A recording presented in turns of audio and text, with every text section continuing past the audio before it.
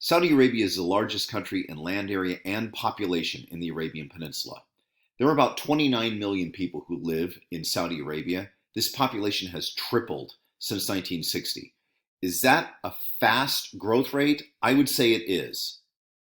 Is 29 million people, is that a lot of people? It's not really that many people. California has 40 million people in it. However, the 29 million far exceeds the carrying capacity of that very dry, very arid landscape. How many people could live there if they were left to their own devices of exclusively living off the land and the sea? I would look to the way it was 100 years ago, when most people were Bedouins or nomads. And at that time, there may have been 1 to 2 million people living there.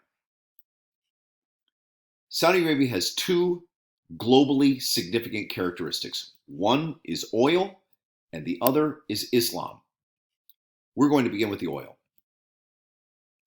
The Saudis are the main player in OPEC. They have about 18% of the known oil reserves on Earth. That oil has radically transformed the society. Saudi Arabia today has modern, highly developed cities. Just 100 years ago, that was all but non-existent in that landscape. But most of the oil wealth goes to one place, which is to the House of Saud. The House of Saud is the ruling royal family of Saudi Arabia. This is a kingdom. But that oil money buys their way out of disaster.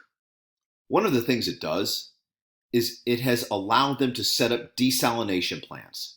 Desalination is taking salt water and turning it into fresh water. It's a complicated and expensive process. It's expensive to build desalination plants. It's expensive to keep them running, and they do not produce a lot of fresh water. In addition to that, they're not really environmentally sound. However, what do the Saudis have? Money.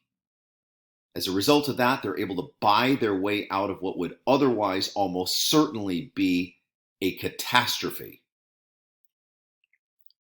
Another thing it allows them to do is provide for a workforce that's highly educated, not necessarily their own workforce. About 35% of the population that works in Saudi Arabia is foreign born. And this is not low-end labor. This is top-end labor. Doctors, nurses, engineers, petroleum geologists. Many of these people are foreign born and come to Saudi Arabia to work because the Saudis are willing to pay top wages. The second characteristic is Islam. The two most holy cities in Islam are both in Saudi Arabia. They are Mecca, to which Muslims are supposed to make a Hajj, which is the pilgrimage.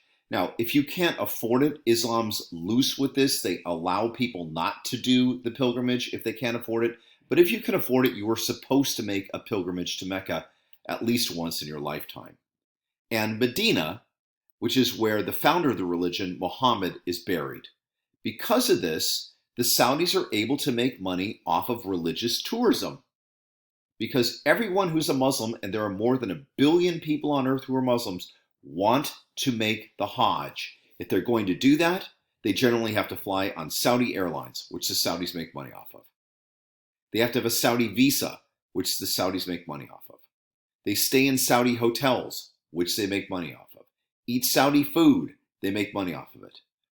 Go to the main religious sites, which the Saudis make money off of, and of course, buy things that remind them, souvenirs, of the fact that they've made the Hajj. This is the Grand Mosque in Mecca, which is the place that all Muslims make the Hajj to.